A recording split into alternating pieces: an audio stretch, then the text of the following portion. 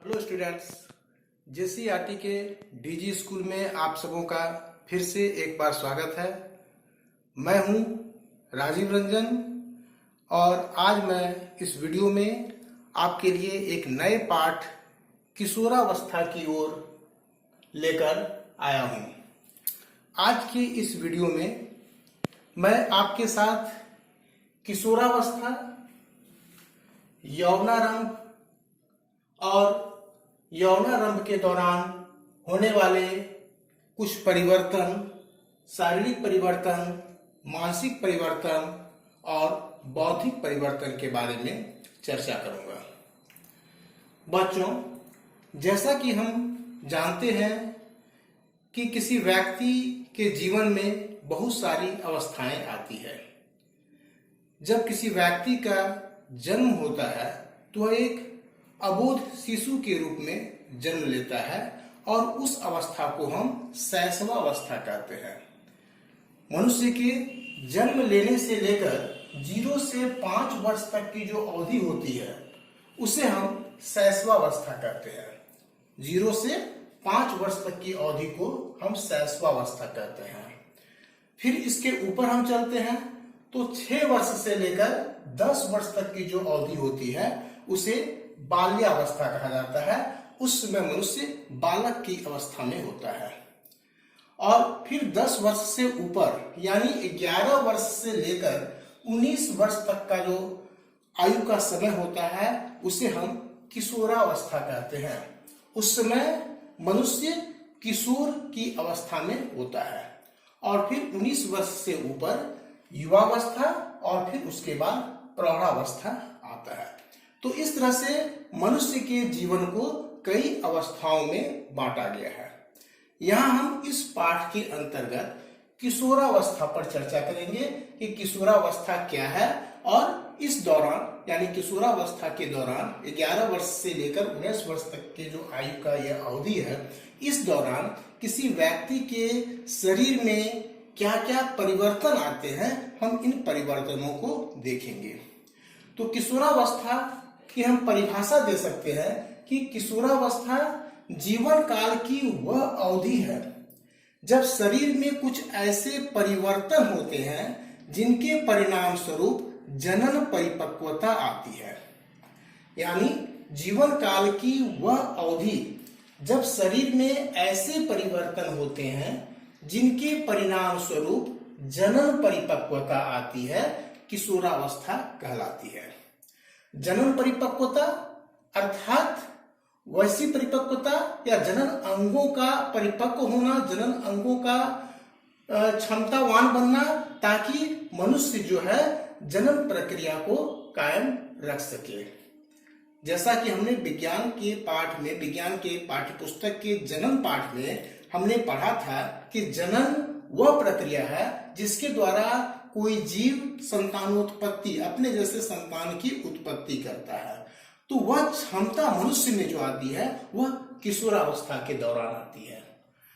किशोरावस्था का प्रारंभ किसी व्यक्ति में 10 से 11 वर्ष की आयु में हो जाता है।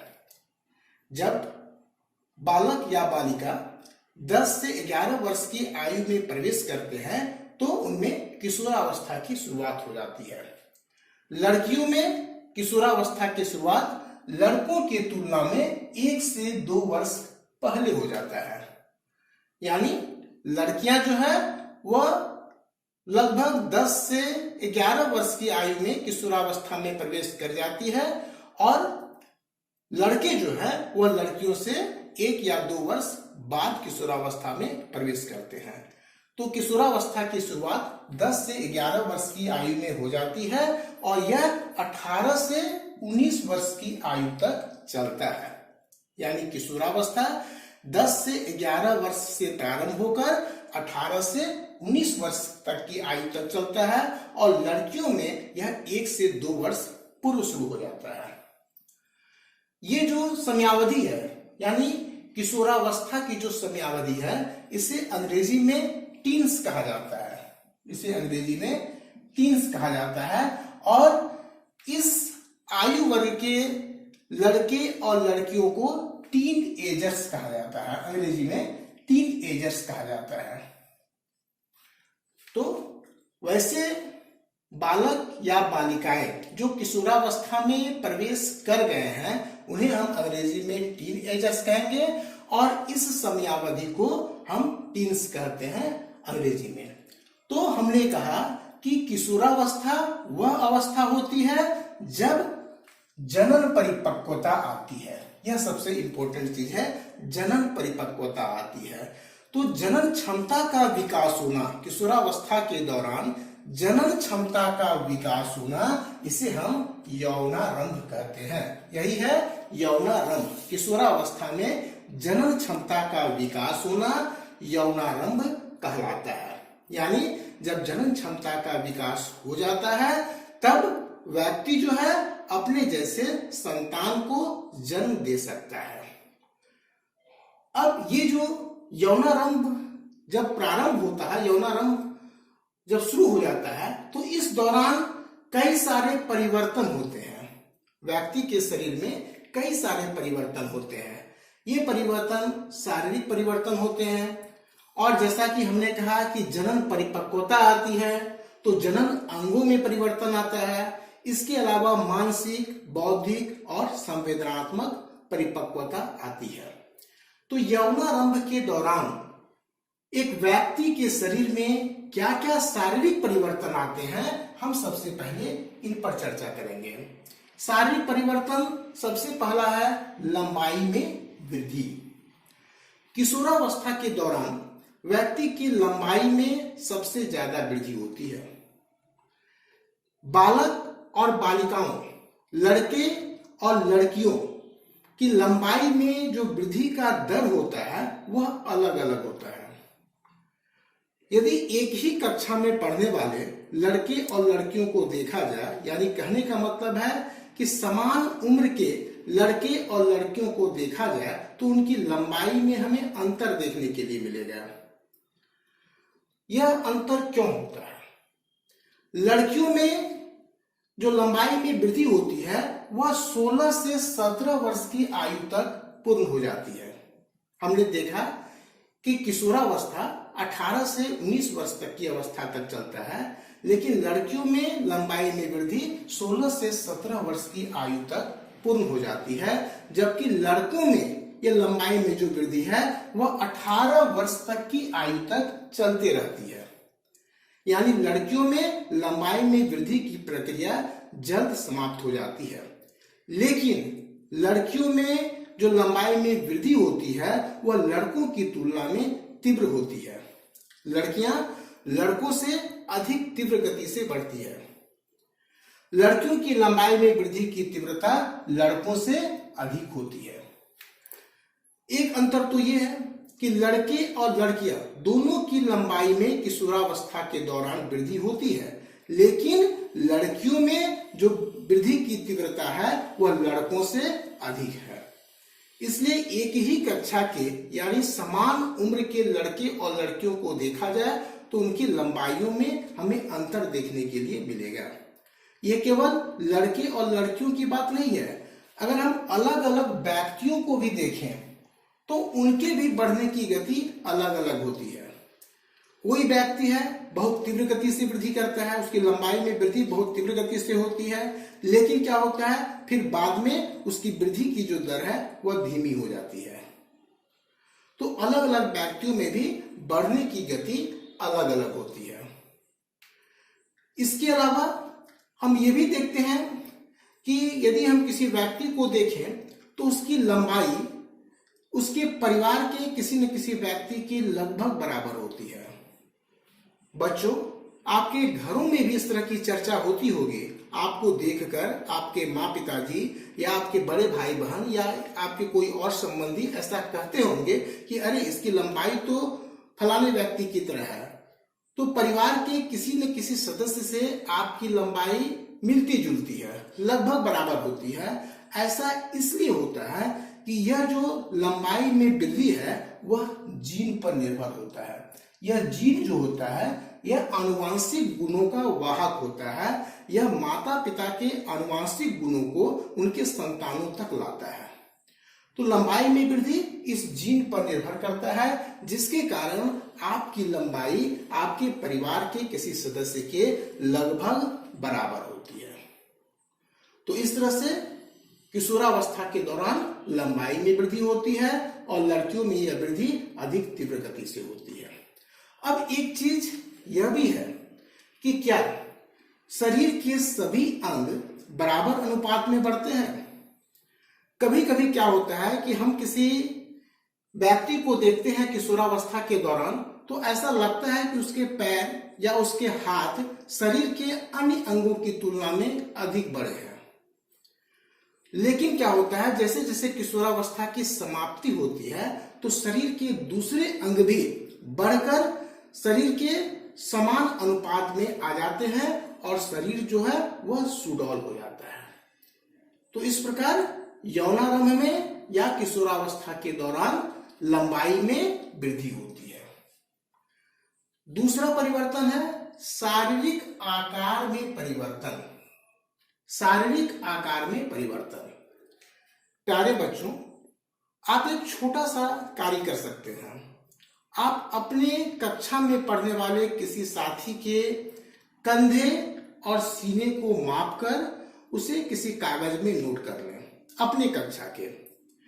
और दूसरी बार क्या करें, अपने से नीचे कक्षा के किसी छात्र के कंधे और सीने को मापकर उसे भी किसी कागज में नोट कर लें। तो यहाँ पर आप देखेंगे कि आपके कक्षे में पढ़ने वाले जो छात्र हैं उनके कंधे और सीने आपके नीचे वाले कक्षा में पढ़ने वाले छात्र के कंधे और सीने की तुलना में अधिक चौड़े होते हैं। ऐसा यौनारंभ के कारण होता है। तो यौनारंभ में क्या होता है, लड़कों में कंधे और सीने अधिक चौड़े हो जाते हैं। और लड़कियों में क्या होता है, लड़कियों में भी परिवर्तन होते हैं। लड़कियों में कमर के निचले भाग जिसे कूल्हे कहते हैं वह चौड़ा हो जाता है। इसके अलावा लड़कों की शारीरिक पेशियां जो है वह गठीली हो जाती है। तो इस तरह से यौनारंभ में शारीरिक आकार में परिवर्तन होता है। लड़कों में कंधे और सीने अधिक चौड़े हो जाते हैं। लड़कियों में कमर के निचले भाग यानी कूल्हे चौड़े हो जाते हैं। लड़कों की शारीरिक पेशियां गठीली हो जाती है। अब तीसरा परिवर्तन है स्वर में परिवर्तन। बच्चों, अभी आप लोग अष्टम वर्ग में पढ़ते हैं। यदि आप लोगों की उम्र देखी जाए तो आप लोगों की उम्र 12 से 14 वर्ष के बीच आएगी। इस हिसाब से आप लोग किशोरावस्था में अभी हैं। तो आप लोग देखते होंगे कि आपके घर के जो बड़े बुजुर्ग होते होंगे वह कहते होंगे कि अरे इसका आवाज कितना भारी हो गया है। या आप लोग खुद भी महसूस करते होंगे कि आप लोगों का आवाज जो है वह समय के साथ पहले की तुलना में भारी हो गया है। जबकि लड़कियों की आवाज जो है वह पतली ही रहती है। लड़कियां भी बढ़ती है, उनमें भी वृद्धि होता है, लेकिन उनकी आवाज पतली होती है, जबकि लड़के की आवाज जो है वह भारी हो जाती है। यहां तक कि किसी किसी लड़के की आवाज जो है भर्राने या फटने जैसी हो जाती है। ऐसा क्यों होता है? तो यौनारंभ में क्या होता है कि हमारा जो स्वर यंत्र होता है जिसे कि लैरिंक्स कहते हैं, स्वर यंत्र जिसे कि लैरिंक्स कहते हैं, उसमें वृद्धि शुरू हो जाती है। यौनारंभ के साथ साथ स्वर यंत्र यानी लैरिंक्स में वृद्धि हो जाती है। और जब लैरिंक्स बढ़ता है यानी स्वर यंत्र बढ़ता है तो देखते होंगे आप लोग कि लड़कों के गले के सामने एक उभार बन जाता है। इस उभार को कंठमणि या उसी को एडम्स एप्पल कहते हैं। कंठमणि या एडम्स एप्पल कहते हैं और इसी के कारण आवाज जो है भारी हो जाती है। लड़कियों में भी ये कंठमणि या एडम्स एप्पल बनता है, लेकिन लड़कियों में स्वर यंत्र या जो लैरिंक्स होता है वह लड़कों की तुलना में छोटा होता है। इसलिए यह कंठमणि जो है वह बाहर से लड़कियों में महसूस नहीं होता है। और लड़कों में कभी कभी यह लैरिंक्स या स्वर यंत्र की वृद्धि इतनी अनियंत्रित हो जाती है कि आवाज फटने लगता है। लेकिन जैसे जैसे किशोरावस्था अंत तक पहुंचता है वैसे वैसे फिर से आवाज जो है वह सामान्य हो जाता है। तो यौनारंभ यानी किशोरावस्था में एक तीसरा परिवर्तन है स्वर में परिवर्तन। अब चौथा परिवर्तन है स्वेद और तेल ग्रंथियों की क्रियाशीलता में वृद्धि। बच्चों, आप लोग देखते होंगे कि आप में या आपके वर्ग में पढ़ने वाले जो बच्चे हैं उनके चेहरे पर अचानक फुंसियां और मुहासे आना शुरू कर देते हैं, जो कि इसके पहले 1-2 साल पहले आपके चेहरे पर इस तरह की फुंसियां और मुहासे नहीं थे। तो ये फुंसियां और मुहासे चेहरे पर क्यों बनते हैं?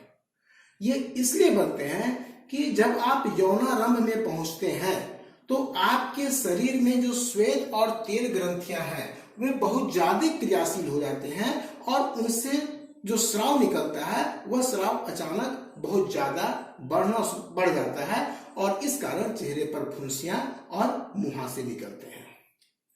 तो इस तरह से ये 4 हम लोग शारीरिक परिवर्तन हम लोगों ने देखा। लंबाई में वृद्धि, शारीरिक आकार में परिवर्तन, स्वर में परिवर्तन, स्वेद और तेल ग्रंथियों की क्रियाशीलता में वृद्धि। अब जैसा कि यौनारंभ को हमने जोड़ा था कि यह जनन परिपक्वता की निशानी है, जनन अंग जो है वह परिपक्व होते हैं। तो यौनारंभ में होने वाला एक और परिवर्तन है जनन अंगों में परिपक्वता। जनन अंग परिपक्व होते हैं। हमने जनन पाठ के अंतर्गत पढ़ा था कि जब नर युग्मक और मादा युग्मक का संलयन होता है तब युग्मनज का निर्माण होता है और उससे नए जीव बनते हैं। तो यहाँ पर नर युग्मक और मादा युग्मक का बनना जरूरी है और यह जनन अंगों में परिपक्वता आने के कारण होती है। तो जनन अंगों में परिपक्वता आती है यौनारंभ के दौरान। तो परिपक्वता आने के कारण क्या क्या होता है? लड़कों के वृषण में नर जनन अंग का जो भाग होता है वृषण, उसमें शुक्राणुओं का उत्पादन शुरू हो जाता है। शुक्राणु क्या है? तो नर युग्मक है, यह आप अच्छी तरह से जानते हैं, पहले भी आप पढ़ चुके हैं। तो लड़कों के वृषण में शुक्राणुओं का उत्पादन प्रारंभ हो जाता है, यह पहला है। दूसरा है लड़कियों के अंडाशय के आकार में वृद्धि हो जाती है। लड़कियों के अंडाशय के आकार में वृद्धि हो जाती है। अंडाशय में जो अंडे होते हैं वह परिपक्व होते हैं और अंडाशय से अंडाणुओं का निर्मोचन प्रारंभ हो जाता है। हम जानते हैं कि जब अंडाशय से परिपक्व अंडाणु बाहर निकलेंगे तब शुक्राणु और अंडाणु का संलयन हो पाएगा। तो अंडाशय से अंडाणुओं का निर्मोचन प्रारंभ हो जाता है। यह यौनारंभ में होता है जो जनन अंगों में परिपक्वता को दिखाता है। अब किशोरावस्था के दौरान कुछ मानसिक, बौद्धिक और संवेदनात्मक परिपक्वता भी आती है। वह क्या क्या है? पहले की अपेक्षा अधिक बौद्धिक विकास।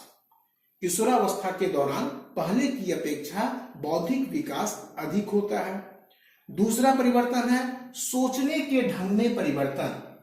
किशोरावस्था के दौरान किशोर बालक और बालिकाओं के सोचने के ढंग में बहुत ज्यादा परिवर्तन हो जाता है और इस दौरान उनमें जो सीखने की क्षमता होती है वो उनके पूरे जीवन काल में सर्वाधिक होती है। किशोरावस्था के दौरान किशोर लड़के और लड़कियों में सीखने की क्षमता सबसे अधिक होती है। और क्या है? हमने देखा कि बहुत ज्यादा शारीरिक और मानसिक परिवर्तन होता है। तो ये जो शारीरिक और मानसिक परिवर्तन होते हैं, इस परिवर्तनों के प्रति जो किशोर बालक और बालिकाएं हैं वह स्वयं को ढालने का प्रयास करते हैं और इन शारीरिक और मानसिक परिवर्तनों के प्रति वह बहुत ज्यादा चिंतित भी रहते हैं। अपने आप को वह असुरक्षित महसूस करते हैं। लेकिन यहीं पर उन्हें यह समझाने की आवश्यकता है कि इसमें स्वयं को असुरक्षित महसूस करने की कोई आवश्यकता नहीं है। ये सारे परिवर्तन जो हैं यह प्राकृतिक परिवर्तन है और इन परिवर्तनों से सभी व्यक्ति को गुजरना होता है और ये समय पर वो सारे कुछ जो किशोर बालक और बालिकाएं हैं वह सीख जाते हैं। तो इस तरह से आज के वीडियो में हमने किशोरावस्था, यौनारंभ और यौनारंभ के दौरान होने वाले विभिन्न परिवर्तनों को हमने देखा। अब हम फिर अगली वीडियो में इसके आगे के पाठ को हम लोग पढ़ेंगे। तब तक के लिए धन्यवाद।